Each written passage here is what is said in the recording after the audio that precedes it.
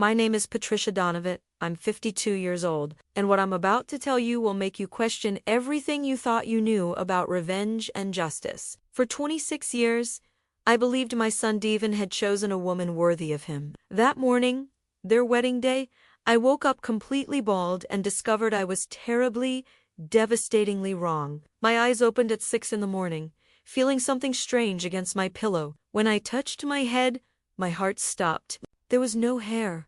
Nothing.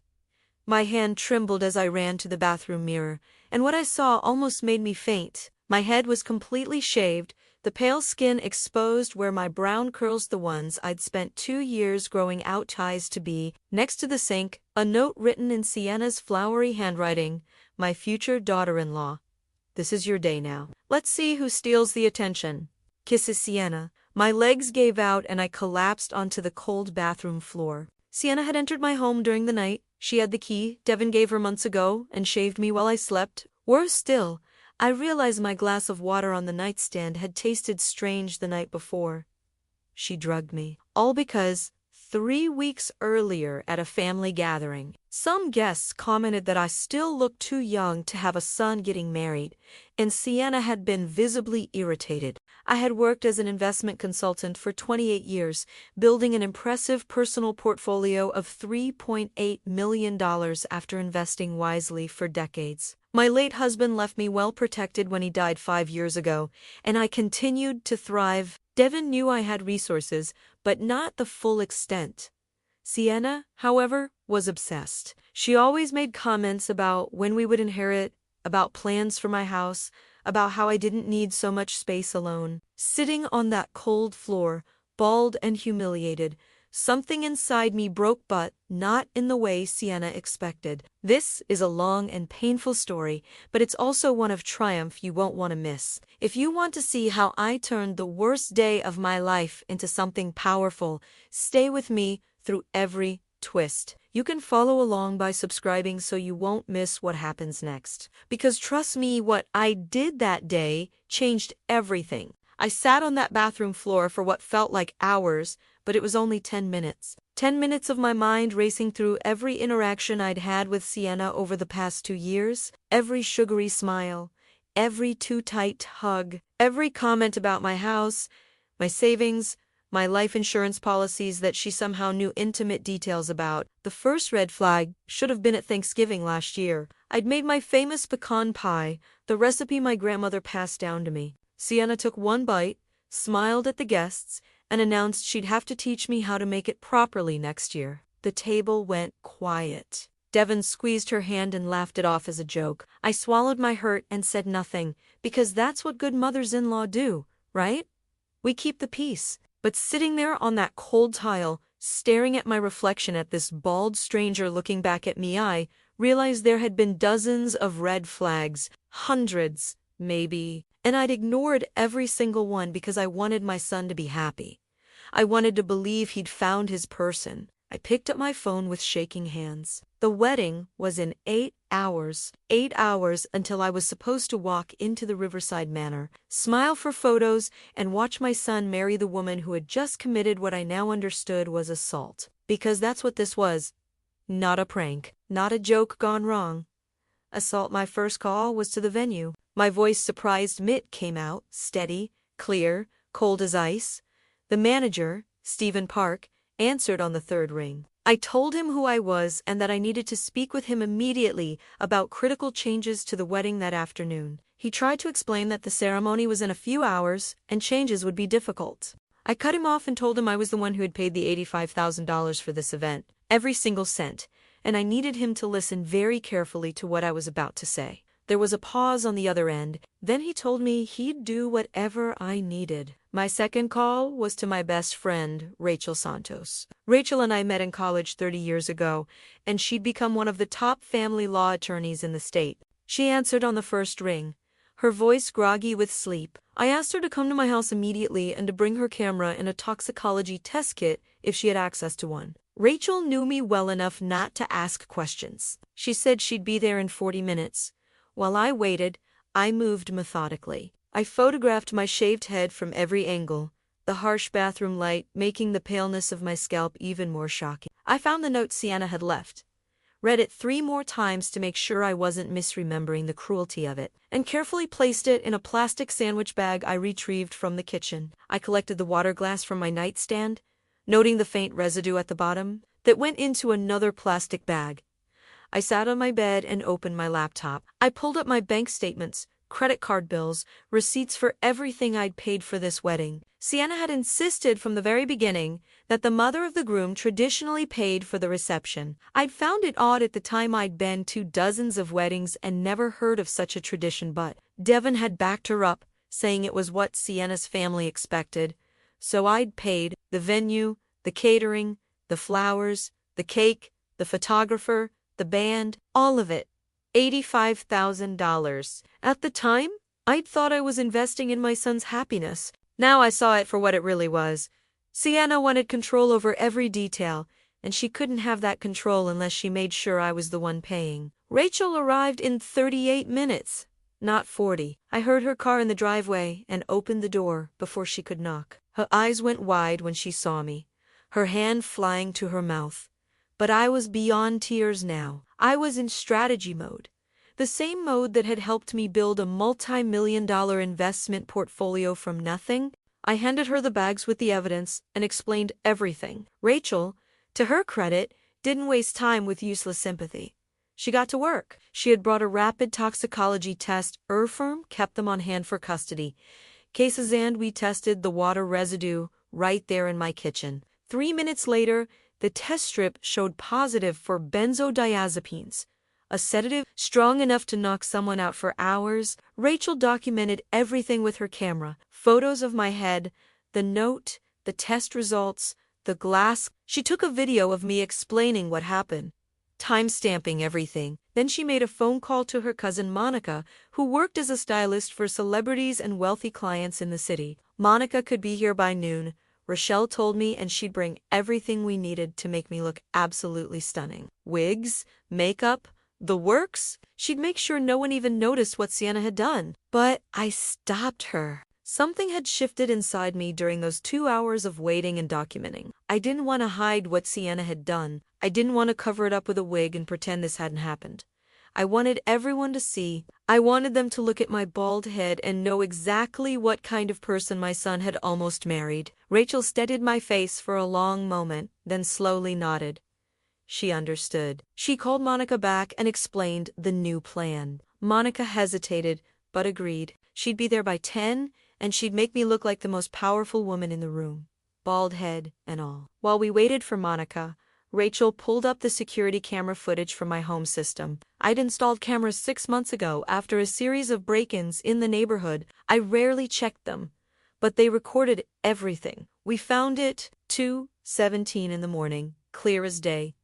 Sienna's car pulling into my driveway, Sienna letting herself in with the key Devon had given her. Sienna walking upstairs toward my bedroom, carrying what looked like electric clippers in a shopping bag. 3:12 in the morning, Sienna leaving, the shopping bag now stuffed with what I assumed was my hair. 55 minutes. That's how long she'd been in my house while I lay unconscious, drugged by the woman who was supposed to become family. Rachel saved the footage to 3 different drives, then she looked at me, her expression fierce. If I wanted to press charges, she told me, we had everything we needed. This wasn't just assault. This was breaking and entering, administering a controlled substance without consent, and possibly premeditated stalking. Sienna could face serious prison time. I thought about Devon, about how this would destroy him, about how he'd defended her so many times when I'd gently suggested something was off, about how he'd told me I was being paranoid when I mentioned Sienna's obsession with my finances. But then I thought about sitting on that bathroom floor, running my hands over my bare scalp, reading that cruel note. This is your day now. Let's see who steals the attention. I told Rachel, yes, we were pressing charges. But first, I had a wedding to attend. Monica arrived at 10:30 with a rolling suitcase full of makeup and 3 stunning wigs, just in case I changed my mind. They're done. She worked on me for 2 hours, and when she was done, I looked in the mirror and barely recognized myself. My bald head somehow looked intentional, powerful, like a choice I'd made rather than something that had been done to me. The makeup was flawless, emphasizing my green eyes. The emerald earrings my late husband had given me on our 20th anniversary caught the light. I put on the dress I'd bought for the wedding. A Valentino, an emerald silk that I'd spent $4,000 on because I wanted to look beautiful for my son's special day. It fit perfectly, hugging every curve. When I looked at myself in the full-length mihrab, I didn't see a victim anymore. I saw a warrior. At 1:30, I got in my car and drove to the Riverside Manor. My phone rang twice. Devon, probably wondering where I was, but I didn't answer. He'd see me soon enough. Stephen Park, the venue manager, met me at the entrance. His eyes widened when he saw me, but he was professional enough not to comment. He confirmed that all the changes I'd requested that morning had been implemented. It had cost an additional $15,000 for the last-minute modifications, but I'd paid it without hesitation. Money well spent. I had one more call to make before the guests arrived. I dialed a number I had memorized but never thought I'd actually use. The line rang 3 times before someone answered. I identified myself and explained, in careful detail, exactly what I needed. There was a pause, then a confirmation. They'd be there. Guests started arriving at 3. I positioned myself near the entrance. Impossible to miss. The whispers started immediately, spreading through the crowd like wildfire. I watched people's faces as they recognized me, saw my bald head, tried to figure out what had happened. My Aunt Helen rushed over, her hand covering her mouth in shock. I showed her Sienna's note, and I watched her expression change from concern to absolute fury. Devon arrived at 3:20. His face went pale when he saw me, his mouth opening and closing like he couldn't find words. He walked toward me slowly, and I could see the question in his eyes before he even asked it. I handed him the note. I watched my son's face as he read his fiancée's words. Watched the confusion, then the disbelief, then the horrible, dawning realization that the woman he loved was capable of this kind of cruelty. He read it 3 times, his hands shaking, before he finally looked up at me. His voice cracked when he asked if she really did this. Rachel appeared at my side with her tablet, showing him the toxicology results, the security footage, the timeline we'd built. She explained everything in her crisp, professional attorney voice. His fiancée had drugged me and assaulted me while I slept. We had documented evidence. We were pressing charges. I watched my son break, but I wasn't done yet.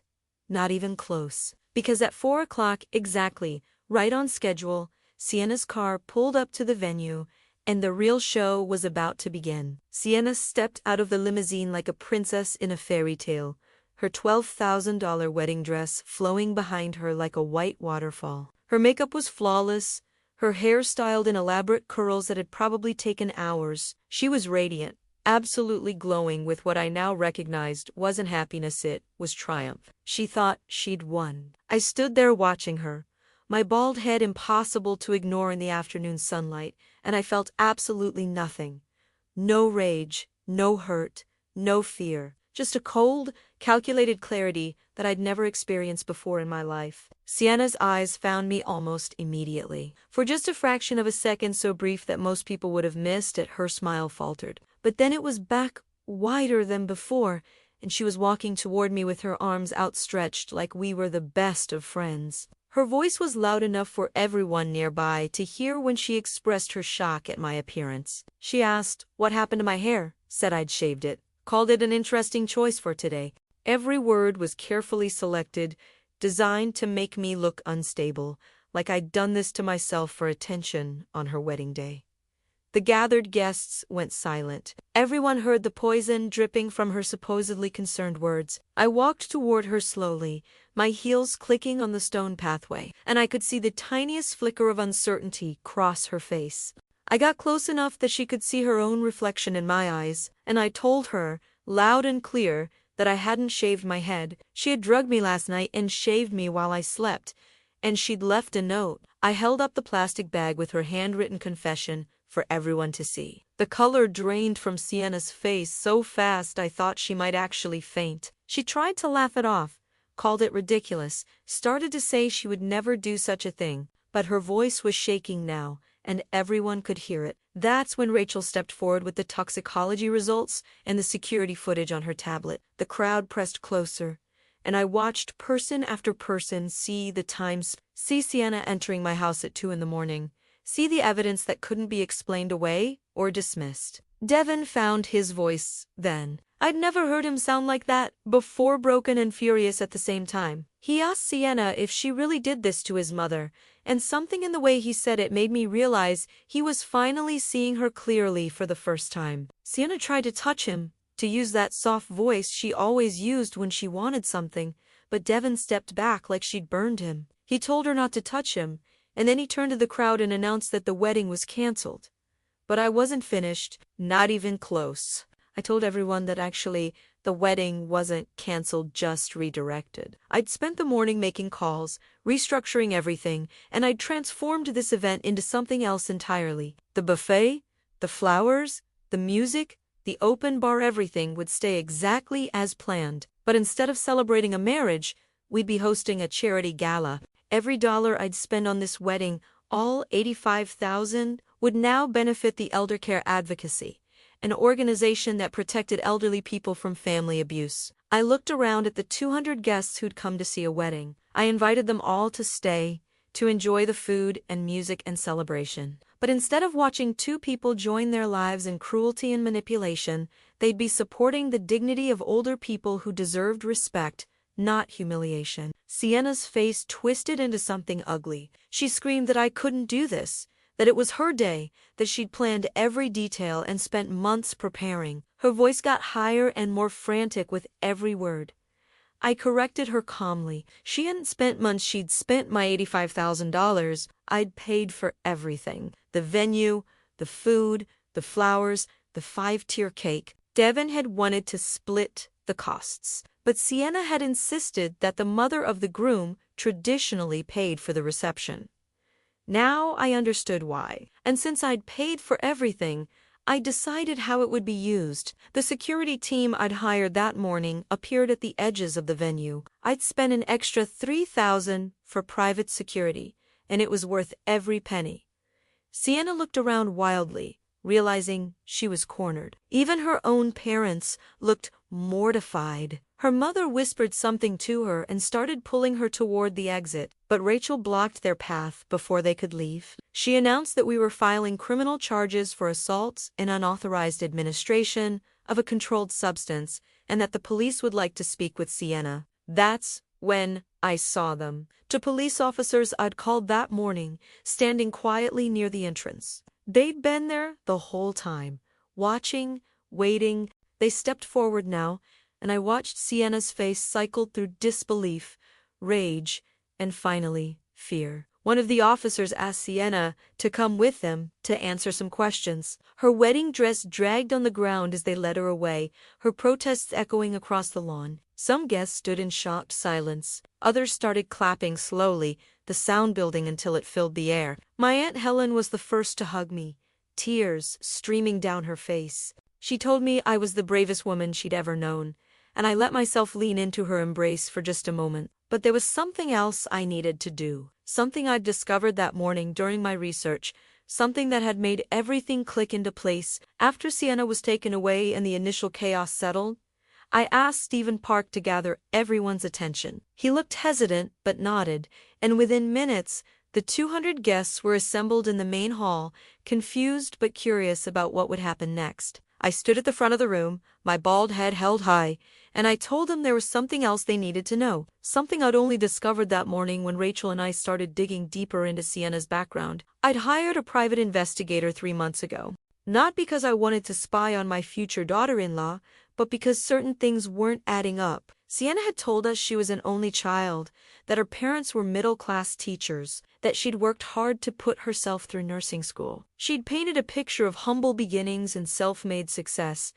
but my investigator had found something different. Sienna wasn't an only child. She had an older sister named Caroline, who'd cut off all contact with the family 5 years ago, and when my investigator tracked Caroline down and explained why he was asking questions, Caroline had agreed to talk. She'd been waiting years for someone to finally see through Sienna's facade. Caroline had told us about Sienna's previous engagement 2 years ago to a man named Marcus Chun, whose grandmother had raised him after his parents died. That grandmother, a woman named Helen Chun, had been wealthy, not as wealthy as me, but comfortable. And in the months leading up to that wedding, strange things had started happening to Helen. Her medication went missing. She had a fall down the stairs that Sienna claimed to have witnessed. Her bank accounts showed unusual withdrawals. The wedding was called off 3 weeks before the ceremony when Marcus's aunt grew suspicious and hired a forensic accountant. They'd discovered that Sienna had been slowly draining Helen's accounts using a power of attorney Helen didn't remember signing. Helen had been so traumatized by the whole ordeal that she'd refused to press charges. She just wanted Sienna out of their lives. The case never went to court. Marcus's family had paid Sienna $50,000 to walk away and never contact them again. They'd thought they were protecting Helen from the stress of a trial, but all they'd done was set Sienna free to find her next target. I watched the guests' faces as I shared this information. I saw the horror, the disgust, the understanding. Devon stood frozen in the middle of the crowd, and I could practically see him replaying every interaction, every red flag he'd dismissed. Every time I'd tried to warn him that something was wrong. Rachel pulled up more documents on her tablet. The investigator had found 3 other similar situations going back 8 years. Older women in Sienna's life who'd experienced mysterious accidents, financial irregularities, or sudden health crises. None had pressed charges. All had been too embarrassed, too traumatized, or too frightened of not being believed. Sienna had a pattern. She targeted men with mothers or grandmothers who had money and no strong support systems. She isolated the older women, made them doubt themselves, and then she struck. Sometimes it was financial, sometimes it was psychological, and now, with me, it had been physical. I told the assembled guests that this was why I'd transformed the wedding into a charity event for elder care advocacy. Because what happened to me wasn't unique. It was part of a larger, darker pattern of family abuse that society often ignored. Older people, especially older women, were vulnerable in ways most people didn't understand. And I refused to let shame or embarrassment keep me silent about what Sienna had done. The room was completely silent when I finished speaking. Then someone started clapping. Then another person. Then everyone was on their feet, and the applause was deafening. But the biggest revelation was still to come. Something I'd found that morning that I hadn't even shared with Rachel yet. When I'd gone through my financial records earlier, I'd noticed something odd. A life insurance policy I didn't remember updating. I'd pulled the paperwork from my home safe, and that's when I saw it. The beneficiary had been changed 6 months ago from Devon to Patricia Donovan as beneficiary Devon Donovan and Sienna Martinez. Joint? I hadn't made that change, but the signature on the form looked exactly like mine. The policy was worth $2.3 million, and it would only pay out if I died. I'd brought the document with me, and now I pulled it from my purse and handed it to Rachel. I watched her face go pale as she read it, understanding immediately what this meant. Sienna hadn't just wanted to humiliate me at the wedding. She'd been planning something much worse. The drugging, the isolation tactics, the attempts to make me look unstable, they were all part of a longer game. Rachel immediately called the insurance company on speakerphone. Within 10 minutes, we had confirmation that the beneficiary change request had come from an IP address traced to Sienna's apartment. The company had assumed it was legitimate because the signature matched, but now they understood they were looking at potential fraud and conspiracy. The police officers who'd taken Sienna for questioning received a phone call. I watched one of them listen, his expression growing darker. When he hung up, he told us that Sienna was now being held on additional charges of identity fraud, forgery, and conspiracy to commit insurance fraud. Devon sank into a chair, his head in his hands. I sat down next to him and put my arm around his shoulders. For the first time since that morning, I let myself feel something other than cold determination. I felt sadness for my son, who'd been manipulated by someone he loved. But I also felt relief that we'd discovered the truth before it was too late. The charity gala went forward. The band played, the champagne flowed, and the elaborate 5-tier cake that had been meant to say Devon and Sienna was quickly modified to red dignity and respect. Guests, who'd come expecting a wedding instead, opened their checkbooks and their hearts. By the end of the night, we'd raised an additional $127,000 for elder care advocacy. But as I stood there watching people dance and celebrate, I couldn't stop thinking about that life insurance policy, about how close I'd come to becoming another statistic. Another older woman whose death would have been ruled accidental or natural while her abuser collected millions. I pulled Rachel aside and asked her to tell me honestly what she thought Sienna's endgame had been. Rachel looked at me with haunted eyes and told me she'd been a family law attorney for 15 years. She'd seen patterns like this before. The drugging, the isolation, the forged documents, they were all building towards something catastrophic. In Rachel's professional opinion, I'd probably had 6 months before Sienna manufactured some kind of fatal accident, a fall down the stairs like Marcus's grandmother, a medication mix-up, something that would look tragic but plausible, especially for a woman in her 50s living alone. And then Devin and Sienna would have inherited everything: my house, my investment portfolio, my life insurance, $3.8 million plus the life insurance payout, over $6 million total. I felt cold all over despite the warm evening air. My son's fiancée hadn't just wanted to humiliate me, she'd wanted to kill me. The charity gala ended at midnight, but I didn't sleep that night. I sat in my living room, still wearing the emerald Valentino dress, staring at the life insurance document that proved Sienna had been planning my death. Rachel had stayed with me, and we had gone through everything one more time. The forged signature, the timeline of when Sienna had started showing interest in my finances, the pattern of questions she'd asked about my health over the past year. Questions I'd thought were concern but now recognized as reconnaissance. Had I updated my will recently? Did I take any medications? Did I ever feel dizzy or disoriented? Had I considered getting a medical alert system since I lived alone? Every question had been a probe, testing for vulnerabilities, looking for opportunities. The police had called at 2 a.m. to tell us Sienna was formally arrested and being held without bail. The charges had expanded to include attempted murder. The prosecutor believed the life insurance fraud combined with the drugging showed clear intent and planning. Her arraignment would be in 3 days. Devin had gone home in shock, and I'd told him to take all the time he needed. But the truth was, I needed him to hold himself together for what was coming next, because Sienna's arrest was just the beginning. 3 days later, I sat in the courtroom for Sienna's arraignment. She was wearing an orange jumpsuit instead of her wedding dress, and her face was puffy from crying. When they let her in, her eyes found mine immediately, and I saw something flicker across her face. Not remorse, not fear, something colder. Calculation.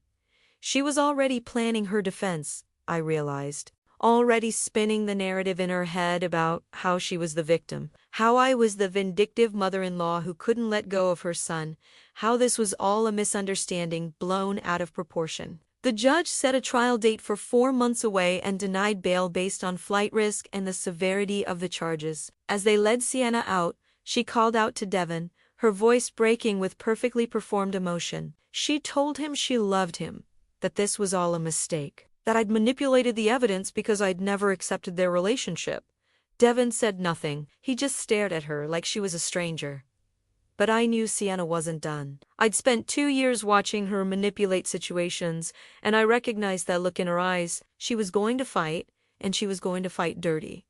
I was right. 2 weeks after the arraignment, Devin received a letter from Sienna's attorney. She was willing to plead guilty to assault in exchange for dropping all other charges to fraud, the conspiracy, the attempted murder. Her lawyer argued that the life insurance change could have been a clerical error, that there was no concrete proof Sienna had been planning anything beyond the unfortunate incident at the wedding. The prosecutor called to discuss the plea offer. He explained that attempted murder was hard to prove without a more direct action. The forged life insurance beneficiary form showed intent, but a good defense attorney could argue it was financial opportunism rather than murder conspiracy. With Sienna's clean record and her attorney's skill at creating reasonable doubt, there was a chance she could walk away with minimal prison time if we went to trial and lost. The assault charge, however, was rock solid. We had the note, the toxicology report, the security footage, the physical evidence. Sienna couldn't wiggle out of that. The prosecutor could guarantee 18 months in prison, mandatory psychological evaluation,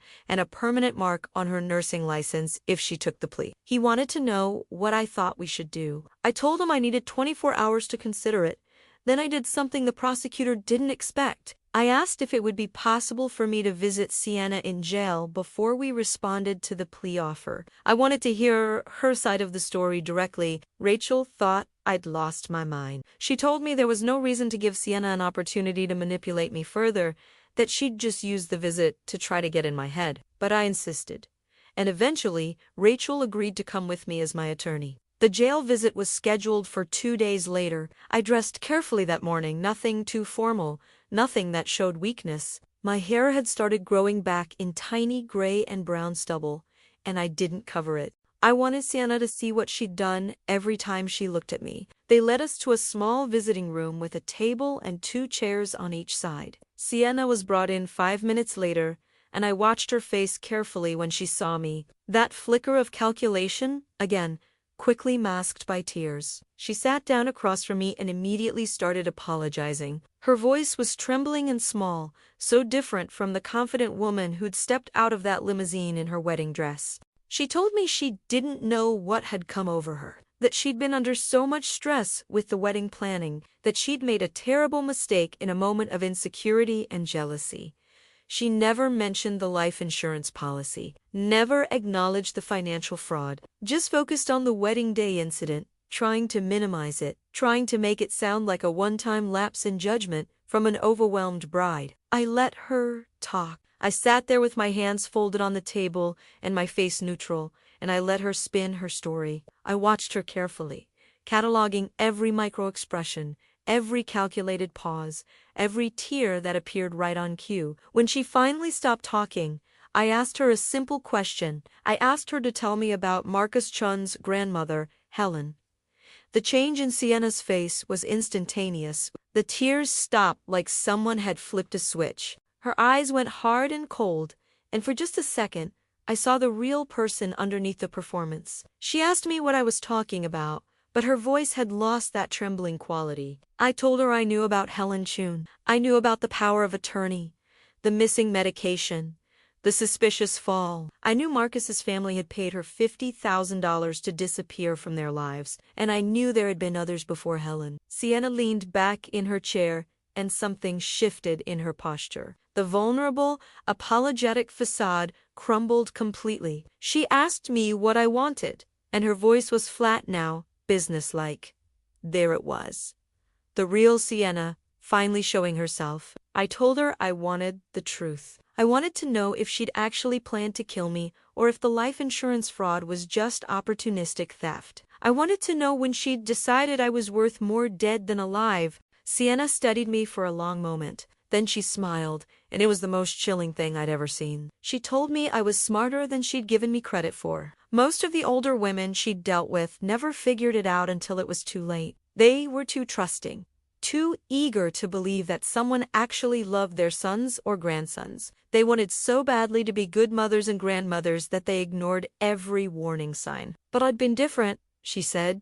I'd been suspicious from the start. I'd never fully bought into her act, even when Devin had. That had made things harder, but it had also made the game more interesting. She leaned forward, and her voice dropped to barely above a whisper. She told me the life insurance change had been phased 1. She'd been building a medical history for me, carefully placed comments to Devin about how I seemed forgetful lately, how I'd repeated myself in conversations, how she was worried about early onset dementia. She'd even suggested to Devin that he should talk to me about getting a cognitive evaluation. Phase 2 would have been introducing small amounts of medication into my food during family dinners. Nothing immediately dangerous, just enough to make me actually seem confused and disoriented, enough to make the dementia story believable. Phase 3 would have been the accident. She hadn't decided on the specifics yet. Maybe a fall in my own home, maybe a car accident, maybe a medication overdose that could be blamed on my supposed cognitive decline, but it would have happened within 6 months,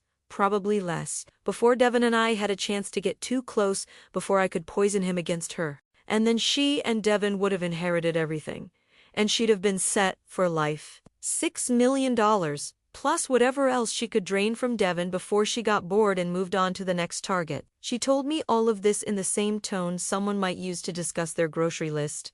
Casual, matter of fact, like she was explaining a business plan rather than confessing to conspiracy to commit murder. I felt Rachel tense beside me, but I kept my face perfectly calm. I asked Sienna why she was telling me this now when it would only make her situation worse. Sienna laughed. She said it didn't matter anymore because I couldn't use anything she'd just told me. Conversations between inmates and visitors weren't recorded in this facility unless there was a specific warrant. And there was no warrant for this visit. It was my word against hers. And her lawyer would tear me apart on the stand if I tried to testify about this conversation. I'd look like a vindictive mother-in-law, making up stories to keep her son away from the woman he loved. She was probably right. But she'd made one crucial mistake. I'd worn a pin on my jacket that morning, a simple emerald brooch that matched my earrings, the kind of jewelry older women wear without drawing attention. Except this particular brooch wasn't just jewelry. It was a recording device Rachel had given me before we left for the jail, a gift from her pie friend who specialized in surveillance equipment. Every word of Sienna's confession was being recorded in crystal clear audio. I stood up slowly and thanked Sienna for her honesty. I told her I hoped she found peace with whatever decision she made about the plea deal. Then Rachel and I left the visiting room, and we didn't say a word until we were in the car with the doors locked. Rachel pulled out her phone and played back the recording. Sienna's voice came through perfectly clear, explaining her plan to drug me, to fabricate a medical condition, to stage my death and collect the insurance money. We had her. Not just on assault, but on everything: conspiracy to commit murder with premeditation, detailed planning, and a recorded confession. Rachel called the prosecutor immediately. He told us to come to his office right away, and within an hour, we were sitting in a conference room playing the recording for him and two detectives. They listened to the whole thing twice, their expressions growing darker with each revelation. The prosecutor told us this changed everything. With this confession, he could not only refuse the plea deal, but also add additional charges. Sienna had just handed us everything we needed to put her away for 20 years minimum. But then he said something that surprised me. He asked if I wanted to offer Sienna one last chance to come clean and plead guilty to all charges, including the attempted murder conspiracy, in exchange for a slightly reduced sentence. If she agreed and gave a full allocution in court, a detailed confession of everything she'd planned, we could guarantee she'd serve 15 years instead of 20 plus. He explained that with this approach, there would be no trial, no chance of her walking on a technicality, and a public record of exactly what she'd done. It would protect other potential victims and establish a legal precedent for this kind of systematic elder abuse. I thought about it for a long moment. Part of me wanted to see Sienna face the maximum possible consequences, but another part of me understood that the most important thing was making sure she couldn't hurt anyone else.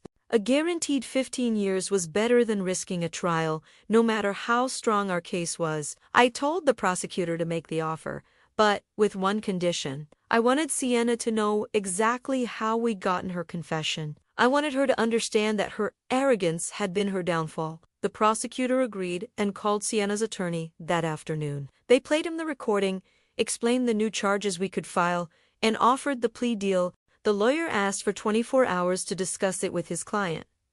22 hours later, he called back. Sienna would take the deal. She'd plead guilty to all charges and give a full allocution. But she wanted to speak with me one more time before the plea hearing. I almost said no. I'd gotten everything I needed from our last conversation. But Rachel pointed out that this might be an opportunity for Sienna to offer information about her other victims, the ones who'd been too scared or traumatized to report what she'd done to them. So I agreed to one final visit, this time with my lawyer present and everything properly recorded through official channels. The second jail visit happened 3 days later, and this time everything was different. Sienna knew she was being recorded. She knew the game was over. And when they brought her into that room, the mask was completely gone. She sat down across from me, and there was no performance this time. No tears, no trembling voice, no attempts at manipulation. Just exhaustion and something that might have been resignation. She told me she'd take the plea deal. 15 years was better than 20 plus, and her attorney had made it clear that fighting this case would be suicide.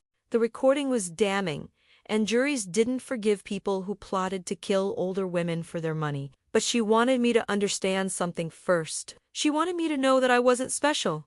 I was just next in line. She'd been doing this since she was 23 years old. 9 years of targeting men with vulnerable mothers or grandmothers, of inserting herself into families, of slowly draining bank accounts and manipulating situations. Helen Chun was number 4. I would have been number 7. The first 2 had been practice, she said. Small amounts stolen, nothing that would trigger investigations. She'd learned from those experiences, refined her approach. By the time she got to Helen, she'd perfected the system.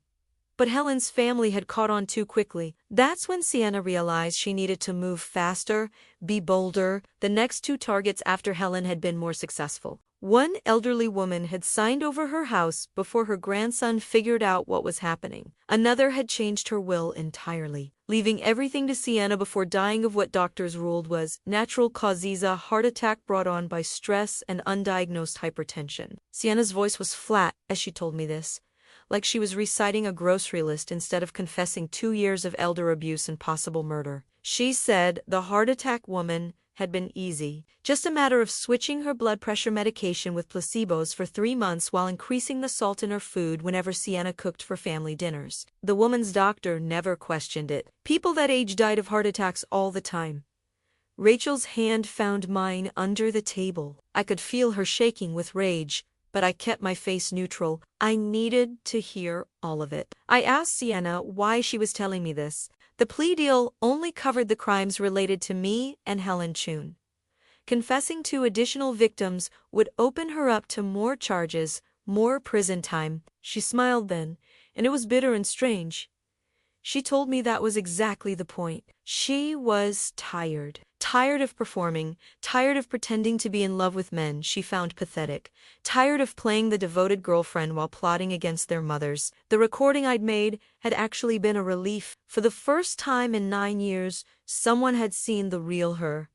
She wanted to confess to everything, all 7 targets, including the 3 who'd never reported what happened to them. She wanted their names on the record, wanted them to know they hadn't been crazy or paranoid when they suspected something was wrong. She wanted their families to understand that their mother or grandmother had been targeted by a predator, not suffering from dementia or confusion. And then she said something that made my blood run cold. She told me there was one more thing I needed to know about Devin.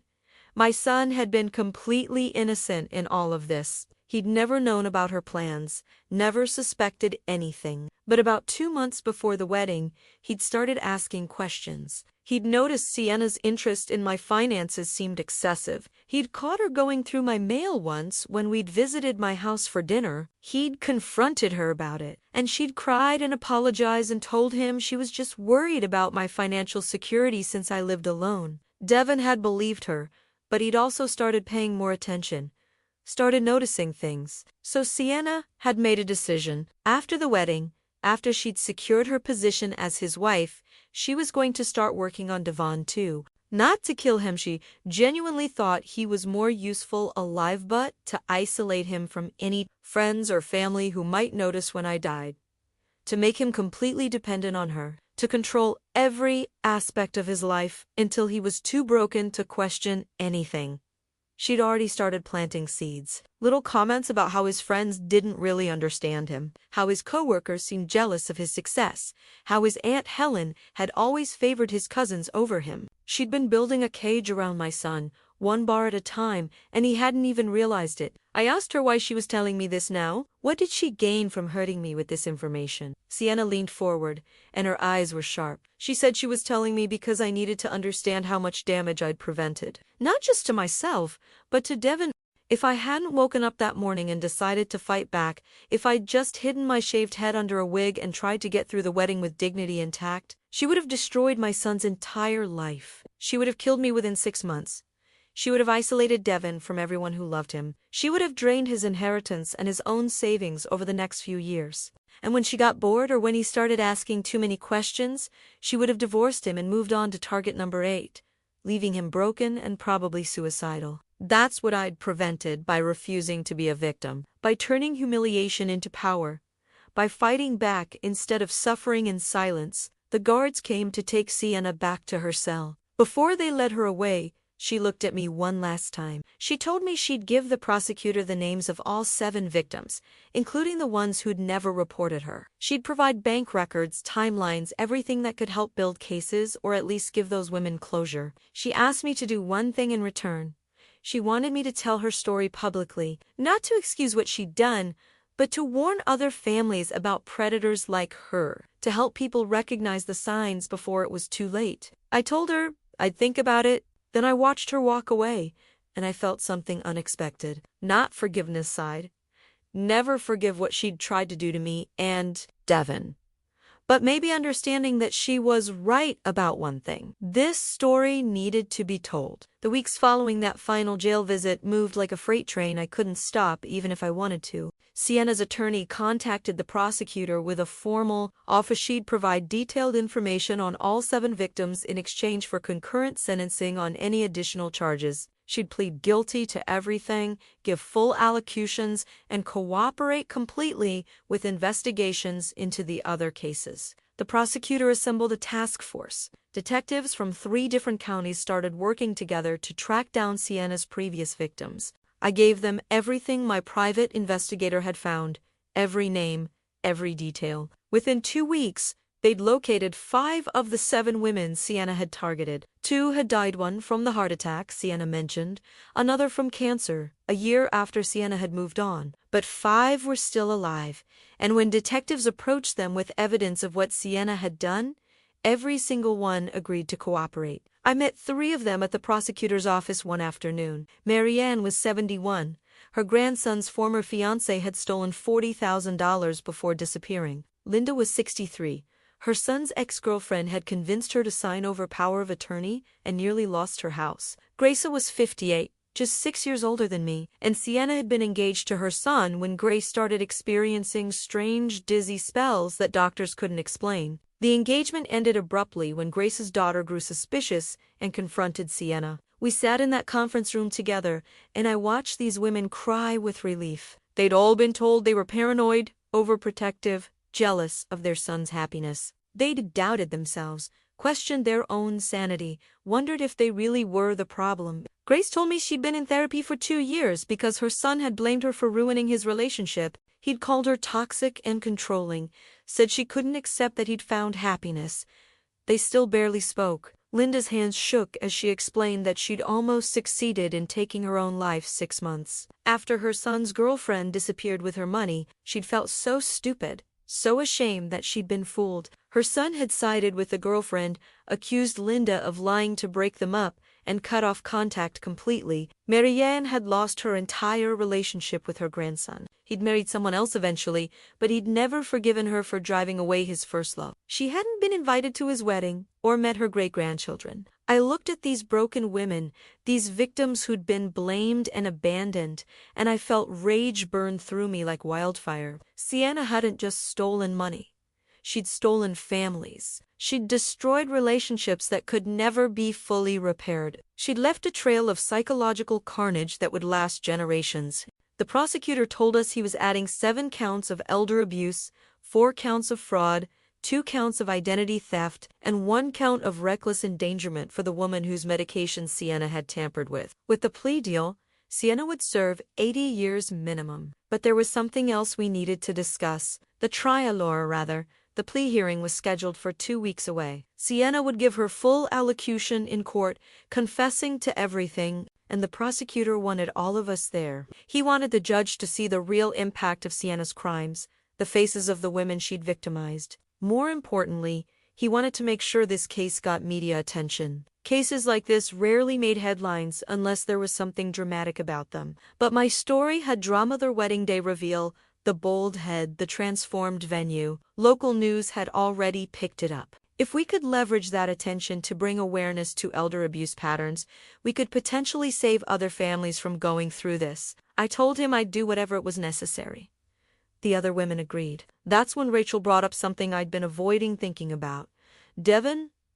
My son had been in therapy 3 times a week since the wedding that never happened. He'd moved back in with me temporarily because he couldn't stand being in the apartment he'd shared with Sienna. He was taking a leave of absence from his job as a software engineer. He barely achy, he couldn't sleep. The guilt was eating him alive. Every time he looked at my growing back hair, every time he remembered a moment when I'd tried to warn him about Sienna and he'd defended her, every time he thought about how close he'd come to losing me forever, it destroyed him a little more. Rachel's concern was that Devon wasn't strong enough yet to sit through Sienna's elocution, hearing her describe in detail how she'd planned to kill me, how she'd started laying groundwork to isolate and control him, might break something in him that couldn't be fixed. But I knew my son needed to be there, not in spite of how painful it would be, but because of it.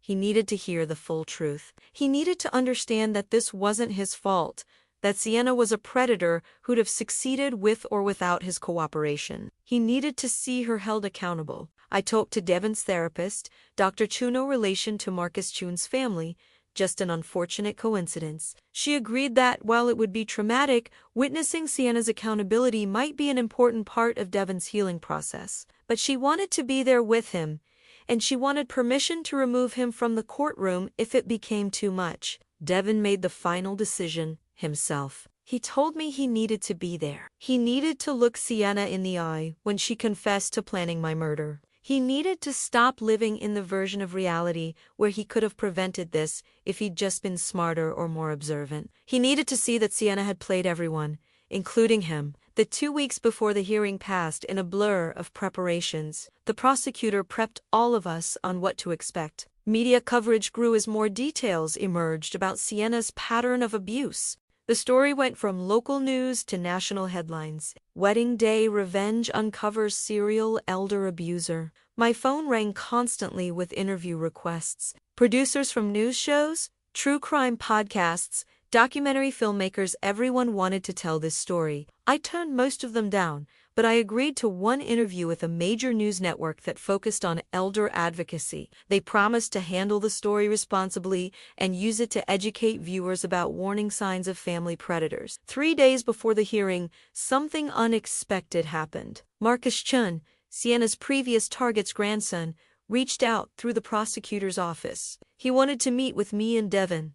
We met at a quiet coffee shop downtown. Marcus was 31, a software developer like Devon, and the resemblance between their situations was eerie. He'd been engaged to Sienna 2 years ago, had defended her against his grandmother's suspicions, had nearly cut his family off completely before the truth came out. He told Devon that he understood. He knew the guilt, the self-hatred, the feeling of having betrayed the person who loved you most. He'd gone through the same thing. It had taken him 18 months of therapy to forgive himself, and some days he still struggled. But he wanted Devon to know something important. Sienna had been trained not literally, but she'd learned through experience to identify and exploit specific personality types. She looked for men who were successful but isolated, ambitious but insecure, close to their mothers but desperate to prove their independence. She found their weaknesses and used them like weapons. Marcus and Devon matched that profile perfectly. So did the other men Sienna had targeted. They weren't stupid or blind or bad sons. They were victims too. I watched my son break down crying in that coffee shop, and Marcus just put his hand on Devon's shoulder and waited. They exchanged numbers before we left, and I saw something shift in Devon's face. The crushing isolation of guilt starting to crack just slightly. The night before the hearing, I couldn't sleep. I stood in front of my bathroom mirror at 3 in the morning, looking at my hair growing back in uneven patches of gray and brown. I looked older than I had 3 months ago. Harder, changed. But I also looked stronger, like someone who'd survived something that should have destroyed her and come out sharper for it. My phone buzzed with a text from Rachel. She couldn't sleep either. She asked if I was ready for tomorrow. I thought about that question. Was I ready to sit in a courtroom and hear Sienna detail exactly how she'd planned to murder me? Was I ready to watch my son hear those same details? Was I ready for the media circus that would follow? I texted back one word, yes. Because ready or not, tomorrow was coming, and I'd be damned if I'd face it as a victim. The courthouse was packed by 8 in the morning. Even though the hearing wasn't scheduled until 10. News crews lined the steps outside, their cameras tracking every person who entered. I'd worn a deep blue suit and left my growing hair uncovered. The patches of stubble and new growth were visible, a reminder of what had started all of this. Devin walked beside me, his hand gripping mine so tightly I could feel my bones compress. Dr. Chun was on his other side, quietly present. Rachel flanked my left, her attorney armor firmly in place. Behind us came the other victims, Marian, Linda Grace, and two others who'd flown in from out of state. We'd coordinated our arrival, all of us walking in together. The cameras caught it, and I heard reporters shouting questions that we didn't answer. This wasn't about sound bites. This was about justice. Inside the courtroom, I saw faces I recognized. My Aunt Eling, several of my co-workers, friends who'd been at the wedding. Marcus Chun sat 3 rows back, there to support Devin. Even Stephen Park from the Riverside Manor had come, though I wasn't sure why until he caught my eye and nodded with something like respect. The prosecutor, James Reeves, met us in the hallway before we entered. He told us Sienna had been reviewing her allocution all morning with her attorney. She understood she needed to be thorough and honest, or the plea deal was void. He asked one more time if we were ready. I looked at the other women, saw them straighten their spines and lift their chins. I looked at Devin, saw him take a shaky breath and nod. I looked at Rachel, my warrior friend who'd been with me through every step. Then I looked at James and told him we were ready. The bailiff called us to order at 10:02. Judge Marion Bradford entered, a woman in her late 60s with steel gray hair and sharp eyes that missed nothing. She'd been briefed on the case extensively, James had told us, and she'd specifically requested to handle this plea hearing. They brought Sienna in at 10:0-5. She wore a gray suit her attorney had provided, her hair pulled back in a simple ponytail, no makeup. She looked small and ordinary. Nothing like the radiant bride who'd stepped out of that limousine. Nothing like the predator who'd spent 9 years destroying families. She didn't look at any of us as she sat down. Judge Bradford reviewed the charge as 10 counts in total across multiple victims: assault, fraud, identity, theft, elder abuse, conspiracy to commit murder, reckless endangerment. The list went on for 3 full minutes. Sienna pleaded guilty to each one, her voice steady and flat.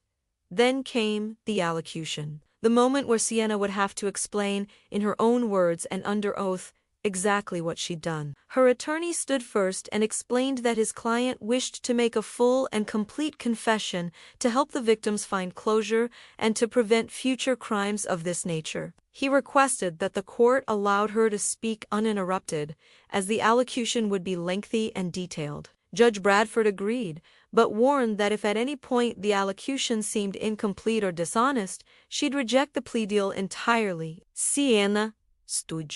She turned to face the gallery, to face all of us in for the first time that day, made eye contact. Her gaze swept across the victims, lingering briefly on each face before settling on mine. She began to speak. She started with me, describing how she'd identified me as a target within 2 weeks of dating Devin.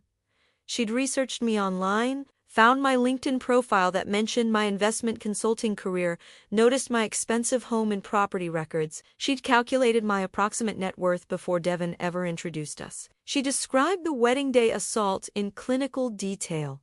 The sedative she'd crushed into my water glass, the clippers she'd used, the deliberate cruelty of the note she'd left. She admitted that the point had been to humiliate me, to break my spirit before the final phase of her plan. Then she described that final phase, the forged life insurance beneficiary change, the plans to fabricate medical concerns she'd already started telling Devin.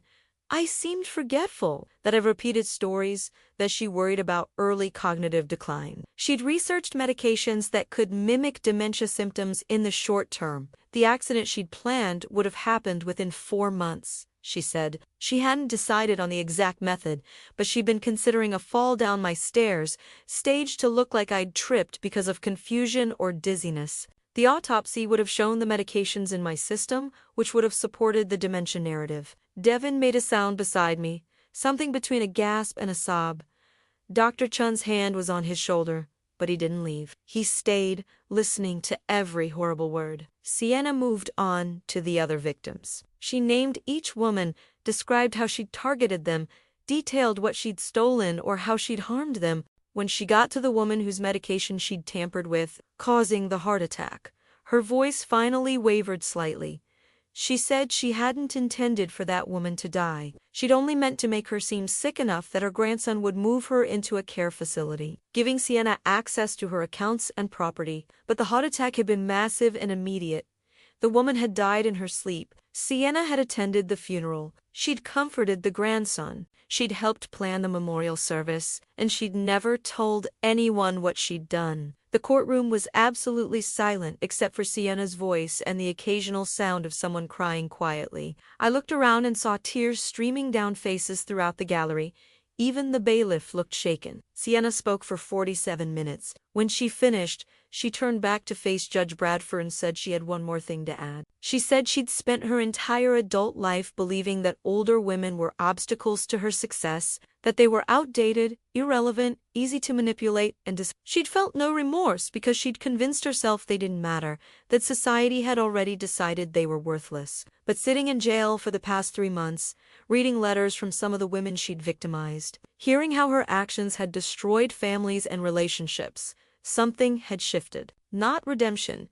She was careful to say she didn't expect or deserve redemption, but understanding that she'd been wrong about everything. She looked directly at me again. She said the biggest mistake she'd made wasn't drugging me or shaving my head or trying to steal my money. Her biggest mistake was underestimating me, was assuming that because I was older, I'd be weaker. Instead, I'd been stronger than she'd ever imagined possible. She said she hoped her confession and her prison sentence would prevent at least one other family from going through what she'd put us through. And then she sat down. Judge Bradford was quiet for a long moment. Then she addressed Sienna directly, and her voice was cold as winter. She said she'd been a judge for 23 years and had heard thousands of allegations. Most were performative, defendants saying what they thought the court wanted to hear, but this one had been different. Not because it showed remorse. Judge Bradford wasn't sure Sienna was capable of real remorse, but because it was honest,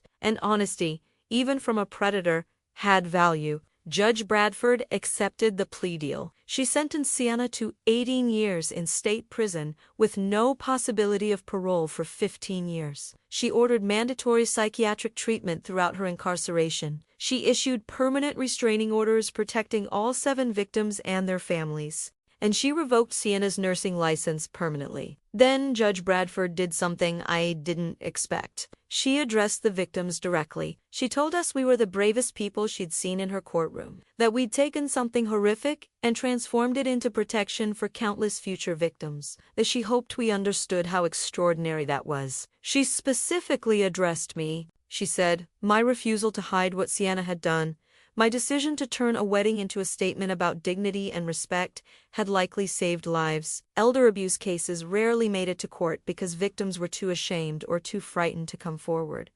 But this case had been different. This case would be studied in law schools and social work programs. This case would change how prosecutors approached elder abuse charges. This case mattered. The gavel came down at 11th.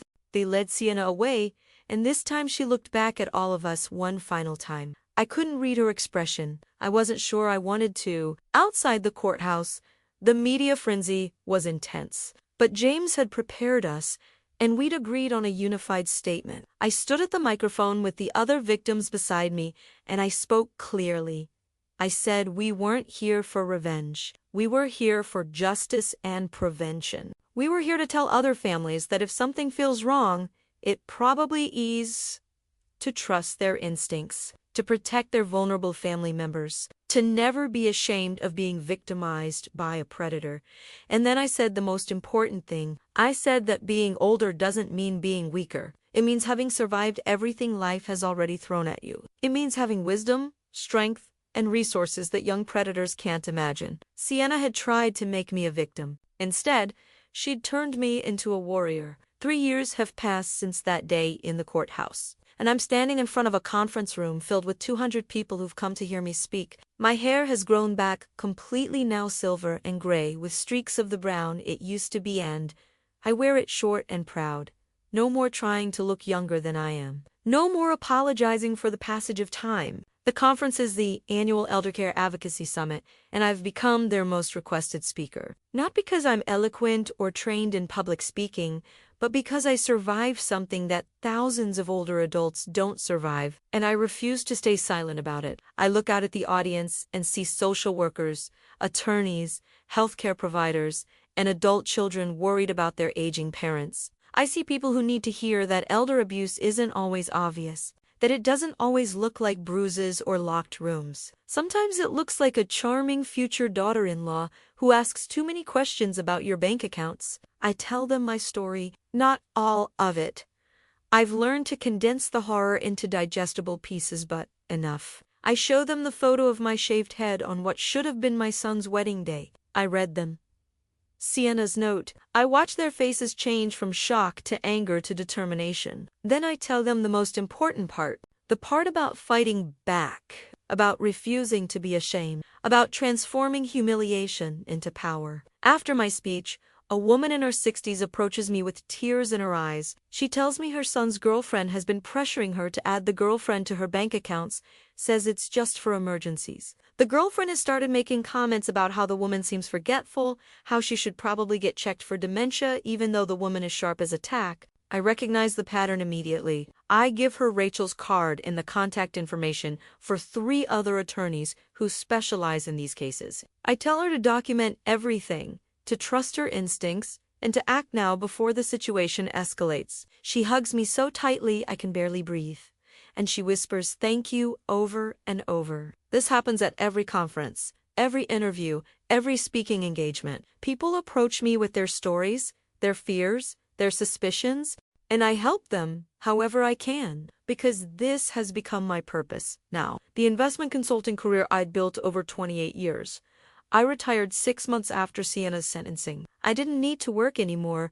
My portfolio had grown even larger. Ironically, partly because of all the media attention that brought new clients to my firm before I left, but more importantly, I'd found something that mattered more than money. I'd become a full-time advocate for elder abuse prevention, the elder care advocacy organization that I'd transformed my wedding into a fundraiser for. I'm now on their board of directors. That initial $127,000 we raised has grown into millions as my story spread. We've opened 3 new crisis centers for older adults escaping abusive family situations.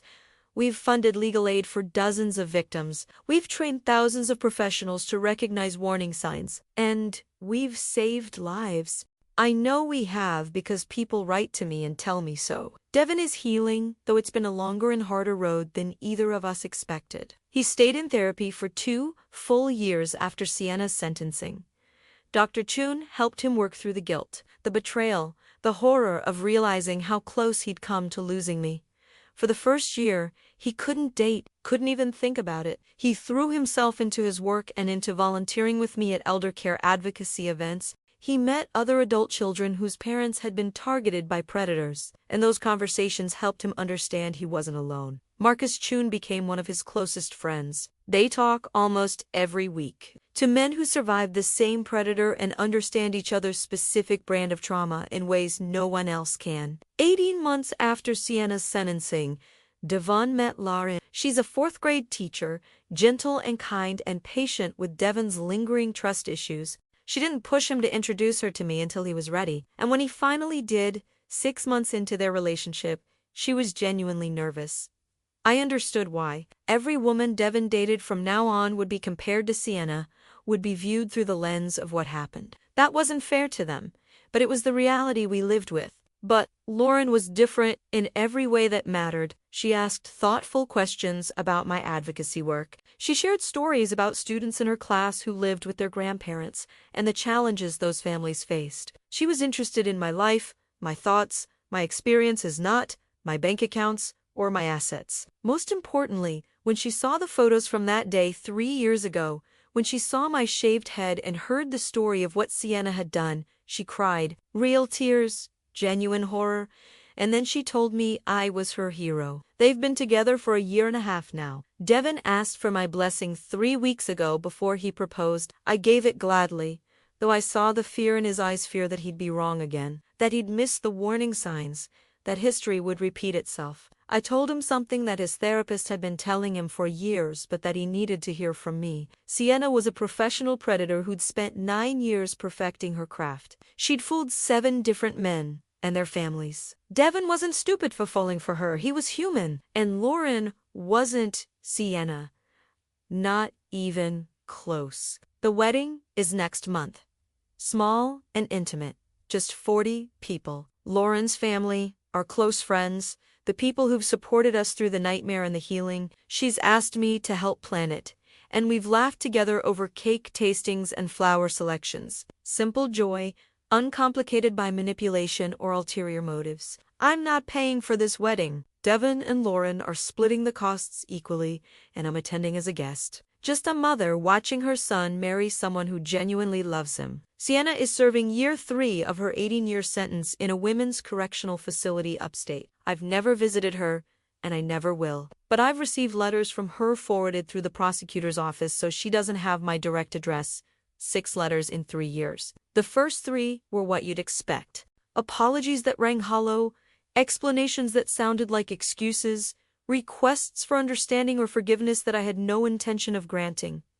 But the last 3 have been different. She's been participating in a prison rehabilitation program focused on understanding patterns of abusive behavior. She's been working with a psychologist who specializes in personality disorders. And according to her letters, something is actually changing. I don't know if I believe that people like Sienna can truly change. Rachel says, probably not. That the best we can hope for is that she learns to manage her impulses and never hurts anyone again. The psychologist in me, the one I've developed through 3 years of advocacy, work, and countless conversations with experts agree. But there's a small part of me that hopes it's possible, not for Sienna's sake, but for the sake of the next person who might have been her victim if she ever got out early or if she'd never been caught. The other victims have moved forward in their own ways. Marianne reconnected with her grandson after he read about the case and finally understood his grandmother hadn't been lying. They're rebuilding their relationship slowly, and she's met her great-grandchildren now. She sends me photos sometimes,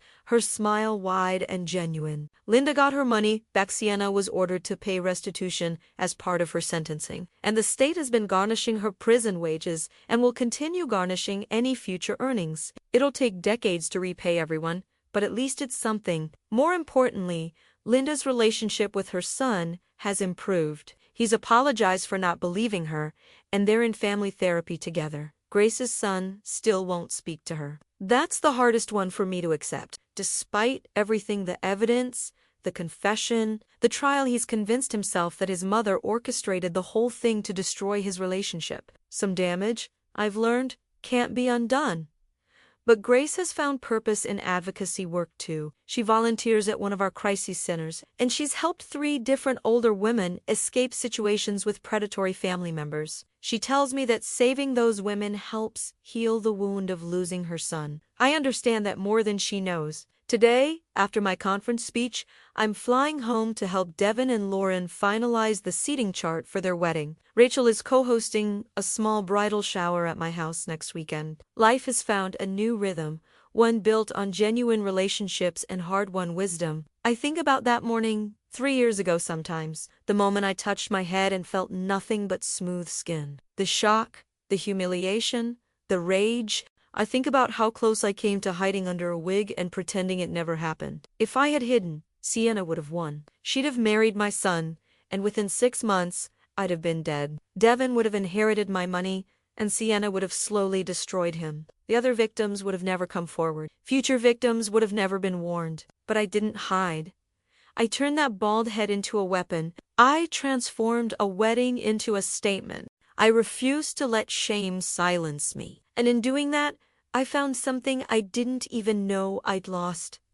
My power, my voice, my absolute refusal to be anyone's victim. The organizer of the conference approaches me as I'm packing up my materials. She tells me they've had record attendance this year because people wanted to hear me speak. Their fundraising numbers are up 300%. They're expanding into 2 more states next year because of the awareness my story has generated. She asks me if I ever regret making my story so public, if I ever wish I could have handled things more privately. I think about that question. I think about the woman who approached me after my speech, the one whose son's girlfriend is following Sienna's playbook. I think about Marianne meeting her great-grandchildren.